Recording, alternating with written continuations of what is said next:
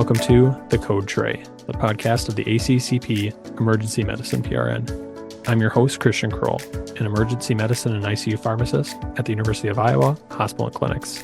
To view this recorded presentation, head to our YouTube channel at youtube.com/@ACCP EM PRN. And for PRN members, slides can be found under the Libraries Entries section of the ACCP Communities website. We have Robert Aguilar, PGY2 EM resident at Jackson Memorial Hospital, who will be presenting on the comparison of the incidence of recovery agitation with two different doses of ketamine and procedural sedation. Just some background, procedural sedation and analgesia involves administering sedative or dissociative agents with or without the concomitant delivery of analgesic agents. It's a common procedure done in the emergency department, and it's necessary to induce a state that allows the patient to tolerate unpleasant procedures, such as reductions, abscess, drainage, etc., while maintaining cardiorespiratory function. So it's just really important to allow these patients to minimize pain and then allow them to tolerate things like femur reductions and those types. Ketamine is commonly used and is an effective agent for procedural sedation and analgesia due to its dissociative as well as analgesic properties. So our other medications like midazolam, propofol, etomidate, if you're doing cardioversion, don't have these analgesic properties, whereas ketamine does, which makes it a little more beneficial compared to these other agents. Just some quick PK/PD on ketamine. It's a non-competitive NMDA receptor antagonist, so it inhibits glutamate, and its dose is in procedural sedation specifically is around 0.5 to 1 mg per kg. Rapid onset around 30 to 60 seconds. Duration, we typically get up to 15 minutes in these procedures before we either have to redose or use a different agent. As far as adverse effects, we can see laryngospasm, hypertension, hypotension, tachycardia, increased oral secretions, as well as emergence reactions. Part of its mechanism is it also causes catecholamine release, which is why we see a lot of hypertension as well as tachycardia in our patients. As far as previous literature, there's no real literature looking specifically at emergence reaction or agitation. However, it's something that's always looked at whenever studies are looking at ketamine. So in Dillip and colleagues, these were trauma patients greater than 16 years of age, requiring wound wash, suturing of a wound, screw fixation, closed reduction. They had 151 patients. For their intervention, they used a mean dose of 0.8 mg per kg to 1 mg per kg of ketamine. And what they found was that the incidence of adverse reactions was actually higher in younger patients, around 18 to 40 years old. And specifically for emergence delirium, they only saw it in actually 6 patients. So 6.9% of patients had emergence delirium. In Newton and colleagues, this was a prospective observational study in patients also greater than 16 years of age who received ketamine for procedural sedation. They used 0.5 to 1 mg per kg of ketamine. And what they found was 12% or 13% or 12 patients total developed recovery agitation. They also found that in this dosing range, adequate sedation was obtained in 99% of patients. So most patients did have adequate sedation. In Lamont and colleagues, these were adult patients greater than 18, presenting with an orthopedic injury and needing a procedural sedation. They had 153 patients. This was a multi-center randomized double-blind trial. And in this one, they compared ketamine 1 mg per kg versus ketofol, so ketamine 0.5 mg per kg and propofol 0.5 mg per kg. And what they actually found in their study was that significantly less recovery reactions were found with ketofol or ketamine and propofol when compared to ketamine. So it's 22.3% of patients had recovery agitation or emergence reaction versus 44.7% in the ketamine alone group, which is actually pretty high compared to the other trials. But of note in this trial, 22% of the patients in the ketamine propofol group actually required additional doses of ketamine and propofol compared to only 9.2% in the ketamine alone group. So with that background, now I'll be going into the trial that I looked at specifically, looking at low versus high dose ketamine.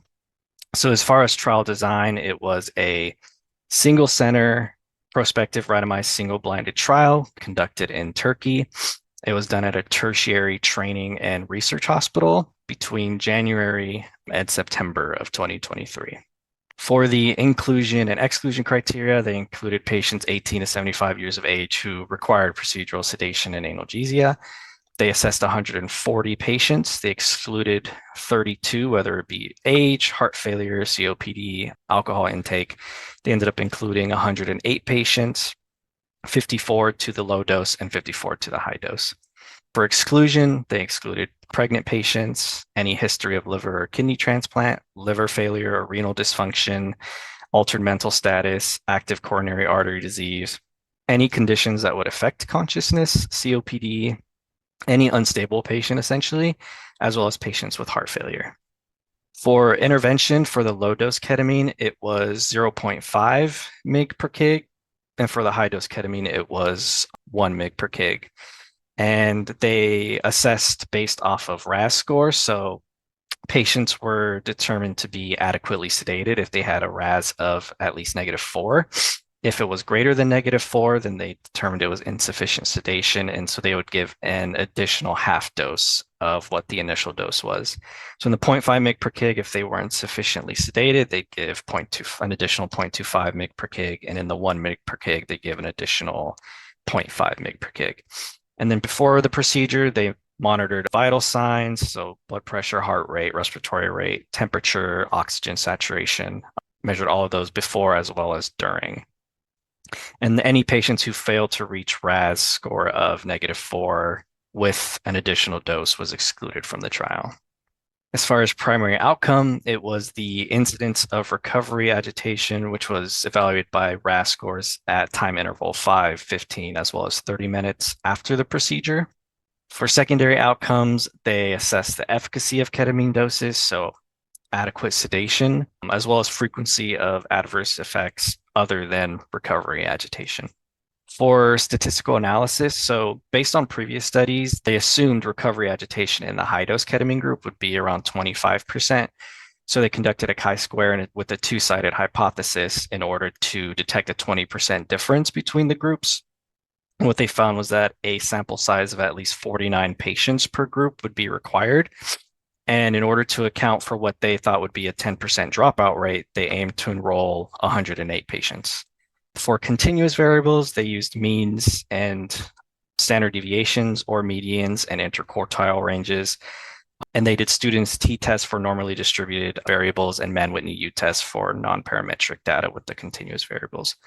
For categorical variables, they use chi-squared or Fisher's exact tests reported as numbers and frequencies.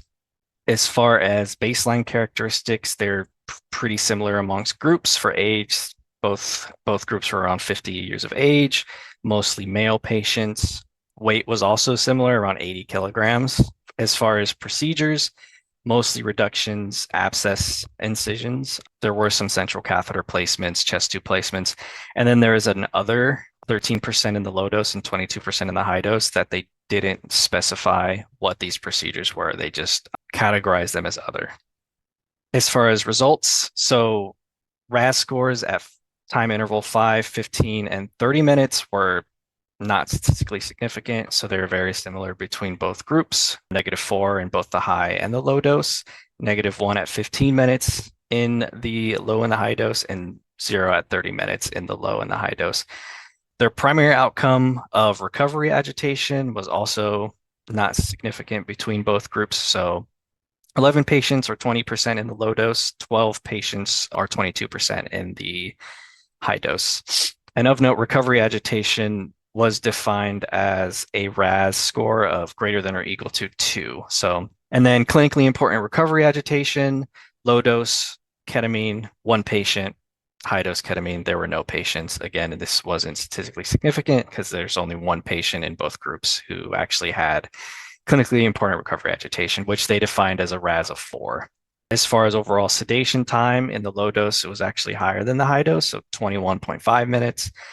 High dose was 20 minutes. And then patients requiring additional ketamine, not really surprising. There were 4 patients who needed more ketamine in the low dose and none in the high dose ketamine. So overall, none of these were statistically significant, and there wasn't a huge difference between the low dose and the high dose.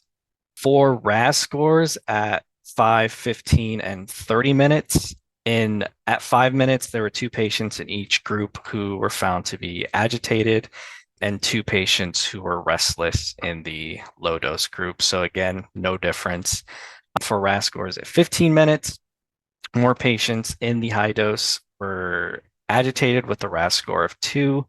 But again, there wasn't a difference between that and the low dose group, with 6 in the low dose versus 9 in the high dose group. And then at 15 minutes, 2 patients were restless or had a RASS score of 1 in the high dose, and only 1 patient in the low dose. So very small amount of patients who are actually agitated or restless with RASS scores of 2 or 1 at all time intervals, essentially. And there's 1 patient who had a RASS score of 4 at 15 minutes in the low dose group, not in the high dose group. And at 30 minutes, there were 3 patients in the low dose group and 1 in the high dose who had a RASS of 1, and 2 in the low dose and 1 in the high dose who had a RASS score of 2. So really, overall, there was not a huge difference in RASS scores at these time intervals, and really not surprising again. As far as safety outcomes, the most common adverse effect was hypertension. As I mentioned, we do get some sympathomimetic activity just because ketamine has some catecholamine release. So hypertension, tachycardia was seen, hypotension in 1 patient. No patients had laryngospasm. 1 patient in the low dose had oxygen desaturation. There was no apnea. Nausea and vomiting, similar between both groups, 5 in the low dose and 6 in the high dose, so around 10% in both. Nystagmus, diplopia was the same in both groups, 18.5%, or 10 patients in both groups. So as far as the author's conclusion, they found that 0.5 mg per kg of IV ketamine may be considered a suitable starting dose for procedural sedation and analgesia, avoiding the need for potential higher doses of ketamine. As far as strengths and limitations, it was adequately powered to detect a 20% difference. Objective agitation metric with RASS, it's commonly used, and it was repeatedly measured at time intervals 5, 15, and 30 minutes. It was a randomized prospective study with pre-specified outcomes. For limitations, it was single-center design. It only included adult patients. So I know a lot of EDs, like our ED, we see pediatric patients. So that's a limitation. Lack of a universally accepted definition for recovery agitation. There isn't really something that defines recovery agitation. And then it was also single-blinded to only patients. So applicability in practice, I think it's reasonable to start ketamine at 0.5 mg per kg, as this trial found comparable recovery agitation, recovery time, as well as safety to 1 mg per kg, supporting lower initial dosing without loss of effectiveness. So realistically, I think whenever we're doing procedural sedation, it's really patient specific and not really a one size fits all. So I think starting with a lower dose is always appropriately, waiting for the drug to kick in and then assessing whether or not the patient needs more. So I think that this study really supported that. Here are my references. Are there any questions? If you have enjoyed this presentation content and would like to hear more, subscribe via your favorite podcasting app. Additionally, make sure to check out our YouTube page for all recorded presentations. Thank you for listening to this week's ACCP Emergency Medicine Journal Club presentation. Join us weekly for review and discussion of new journal articles in emergency medicine. This podcast provides general information only and does not offer individualized medical or professional healthcare services, including pharmaceutical advice. The contents and materials in the podcast are not intended to be a substitute for inpatient pharmaceutical advice, diagnosis, or treatment. And the use of the contents and materials in the podcast does not constitute a pharmacist-patient relationship. As a result, the information in and materials linked to this podcast are applied at the user or patient's own risk. Users or patients should consult their physician or personal healthcare professional. The user or patient should not ignore or delay seeking care because of something they heard on this podcast. In case of an emergency, the user or patient should contact their physician, call 911, or go to the nearest medical emergency facility.